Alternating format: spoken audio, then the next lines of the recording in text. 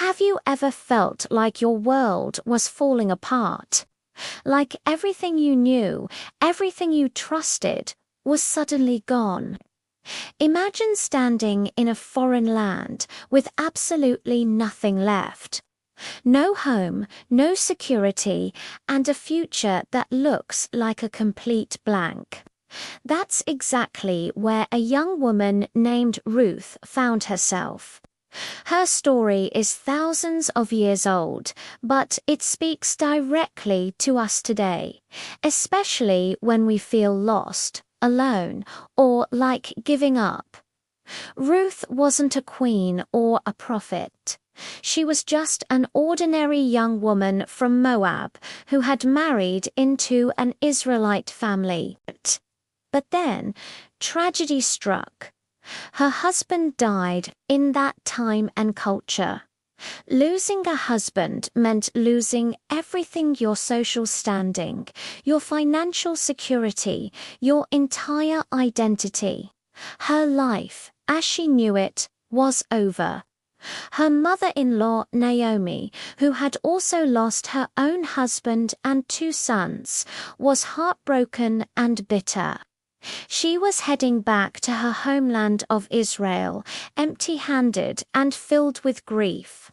Naomi looked at her 2 daughters-in-law, Ruth and Orpah, and did what seemed logical. She told them to go back to their own families, to find new husbands, to start over. It was a painful but practical piece of advice. Naomi had nothing left to offer them. She was old, poor, and believed God had turned against her. Following her meant embracing a life of poverty and uncertainty. And so, Orpah, with tears in her eyes, kissed Naomi goodbye and turned back. It was the sensible choice. But Ruth did something extraordinary. She refused to leave. This is the moment her story pivots from a tragedy to one of the most powerful accounts of loyalty and love ever told. She looked at Naomi, this grieving, broken woman with absolutely nothing to offer her, made a choice that would echo through eternity. She said words that are still quoted at weddings today, but their original context is so much deeper.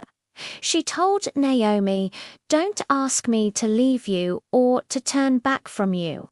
Where you go, I will go, and where you stay, I will stay. Your people will be my people, and your God, my God. Where you die, I will die, and there I will be buried." Let's pause and really think about what Ruth was giving up. She was leaving her home, her culture, her gods, and her family forever. She was choosing to follow an elderly, destitute woman to a land where she would be a foreigner, an outsider. Why? This wasn't about romantic love or a sense of duty. This was a radical act of asterisk, Hebrew word that means loyal, covenant love. It's a love that says, "I am with you, no matter the cost." Ruth chose to anchor herself to a person, not to a circumstance. Her loyalty wasn't based on what she could get, but on what she could give. So the 2 women, a grieving widow and a loyal foreigner, made the long journey to Bethlehem. When they arrived, the whole town was buzzing. "Is this really Naomi?" they whispered. She had left full, with a husband and 2 sons, and returned empty. Naomi even told them, "Don't call me Naomi, which means pleasant. Call me Mara, which means bitter, because the Almighty has made my life very bitter." That's the atmosphere they walked into: poverty, grief, and a sense of hopelessness. But Ruth didn't have time to dwell on their misfortune. They needed to eat. So, without any fanfare or complaint, she did what the poorest of the poor did in that society. She went out to the fields to glean, to pick up the leftover grain that the harvesters had missed. It was back-breaking, humbling work, often done under the hot sun for hours, just for a handful of barley. There was no applause for her. No one was patting her on the back for her sacrifice. It was just quiet, daily faithfulness. Day after day, she went out to provide for herself and the mother-in-law she had pledged her life to. This is where the story gets really beautiful, because even when we feel unseen, God is watching it. Ruth's quiet faithfulness, her small, everyday acts of love, did not go unnoticed. It just so happened that the field she chose to glean in belonged to a man named Boaz. Boaz was a wealthy and respected landowner, and more than that, he was a relative of Naomi's late husband. When Boaz came to his fields, he immediately noticed Ruth. He asked his workers, "Who does that young woman belong to?" They told him she was the Moabite who came back with Naomi, and that she had been working tirelessly since morning, without a rest. Boaz was moved. He had already heard about her incredible loyalty to Naomi. Her reputation had preceded her. He went directly to Ruth and said something that must have sounded like music to her ears. He told her not to go to any other field. He told her to stay close to his female workers, that he had instructed the men not to bother her, and that whenever she was thirsty, she could drink from the water jars his men had filled. This was an incredible act of kindness and protection. In that culture, a lone foreign woman was incredibly vulnerable, but Boaz created a circle of safety around her. Ruth was overwhelmed. She bowed down with her face to the ground and asked him, "Why have I found such favor in your eyes that you notice me a foreigner?" And Boaz's answer reveals everything. He said, "I've been told all about what you have done for your mother-in-law since the death of your husband, how you left your father and mother and your homeland and came to live with a people you did not know before. May the Lord repay you for what you have done.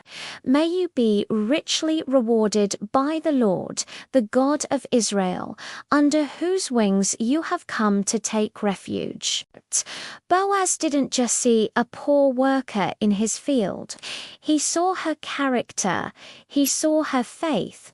He recognized that her choice to follow Naomi was also a choice to place her trust in the God of Israel. He saw her taking refuge under God's wings, and he became the human instrument of that divine protection. That day, Ruth went home not just with food, but with a renewed sense of hope. Naomi, seeing all the grain Ruth brought back and hearing about the kindness of Boaz, began to see a glimmer of light. The woman who called herself bitter started to see that maybe God had unabandoned them after all. She recognized that Boaz was their kinsman redeemer relative who had the right and responsibility to care for them. A plan began to form in her mind, a plan to secure a future for Ruth. Following Naomi's guidance, Ruth took another bold, faith-filled step. In a culturally significant and symbolic act, she went to Boaz at night and asked him to fulfill his role as her kinsman redeemer, to marry her and restore her family line. It was a vulnerable, risky risky move, but it was rooted in trust in Boaz's character and trust in God's plan. Boaz was deeply honored. He praised her loyalty, noting that she hadn't pursued younger, richer men, but had chosen to honor her family obligations. He promised to do everything he could to redeem her, and he did. Boaz legally and publicly took on the responsibility, marrying Ruth and buying back Naomi's family land. The story comes full circle. Ruth, the foreigner who arrived with nothing, became a beloved wife and mother. She and Boaz had a son named Obed. The women of the town, who once saw Naomi as empty and bitter, now celebrated with her, saying, "Praise be to the Lord, who this day has not left you without a kinsman redeemer, your daughter-in-law, who loves you and who is better to you than 7 sons, has given him birth." And here's the breathtaking conclusion. Their son Obed became the father of Jesse, and Jesse became the father of King David, Israel's greatest king. Generations later, from this same family line, Jesus was born. All of this, the entire lineage of a king and the savior of the world, was shaped by one woman, a seemingly small choice. The choice to love when it was hard. The choice to stay when leaving was easier. The choice to be faithful in the small, unseen moments. Ruth's story teaches us a profound lesson. Real love, the kind of love that changes the world, isn't always a grand, dramatic gesture. More often, it's quiet loyalty. It's choosing to stay. It's working hard for someone else's well-being without needing recognition. It's putting your faith in God and taking refuge under His wings, even when the future is completely uncertain. Your life might feel small sometimes. Your daily acts of kindness, loyalty, and service might feel unseen and unappreciated.